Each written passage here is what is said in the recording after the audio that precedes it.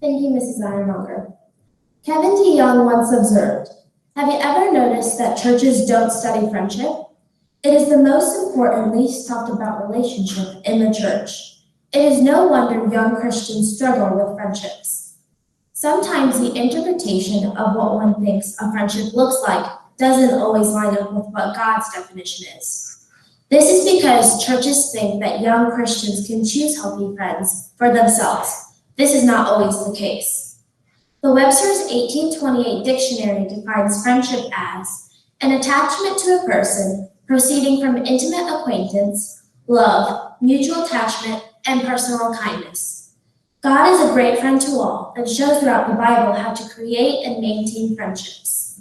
Biblical examples also show the effect of negative friendships, and Jesus set the ultimate example of our friendship. The Bible provides examples of positive friendships to emulate and apply to your life. An example of a positive friendship is found in the Old Testament between Jonathan and David. In 1 Samuel 18, 1-5, the story of Jonathan and David begins, and a covenant forms. Jonathan and David were able to strengthen and encourage each other many times. Jonathan's father, Saul, wanted to kill David, yet Jonathan protected David from his own father's rage. In our modern world, we are going to face challenges, make mistakes, fall short, and feel discouraged at times. It is our close friendships with others that help get us through life's ups and downs. If you help your friends put their loyalty to God first, and if they remain loyal instead of seeking their own interests, you will have the kind of friendships that Jonathan and David had. As it says in Proverbs 27:17, "As iron sharpens iron, so one man sharpens another." The Bible cautions believers to protect themselves from unhealthy friendships. In 1 Corinthians 15:33, the Apostle Paul warns, "Do not be deceived. Bad company corrupts good morals." Samson and Delilah were an example of an unhealthy relationship. Samson trusted Delilah, but she deceived him. She discovered his weakness and betrayed him for her own benefit. This betrayal ultimately brought about his death. This is why you need to evaluate people by their character, not just what is on the outside. For example, are they kind or generous or loving? When I had trouble with my friendships, there were some cliques, ugly conversations, and gossip. Still, God was with me through it all. I learned firsthand how to prevent unhealthy friendships. Believers need to choose friends who will love and support according to God's expectations.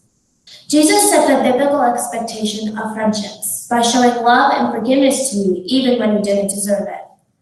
Jesus' love never changes. He loves us all equally, and he demonstrated the importance of serving our friends. John 13:5 says, "Jesus poured water into a basin and began to wash the disciples' feet, drying them with his towel. He humbled himself by showing sacrificial love to wash his friends' feet, and demonstrated an example of what a kind friend would do." The gospel writer Luke quotes Jesus on the cross. Jesus prayed to God saying, "Father, forgive them, for they do not know what they do." God expects us to be like Jesus and to love everyone around us just like Jesus. God intended you to be in a relationship and friendship with others. You can choose what kind of friendships to have, healthy or unhealthy. True friends stay by our sides, not only to have fun, but also to support and motivate us as we run the race God has set before us. Jonathan and David had a healthy relationship, unlike Samson and Delilah.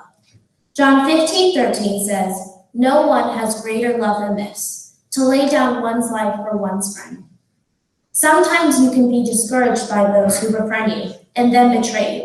But there is that very person who is always with you and will always be your best friend, Jesus. He will always love you. When we show ourselves friendly like Jesus' perfect example to us, we are reflecting his love and his perfect example of being a true friend.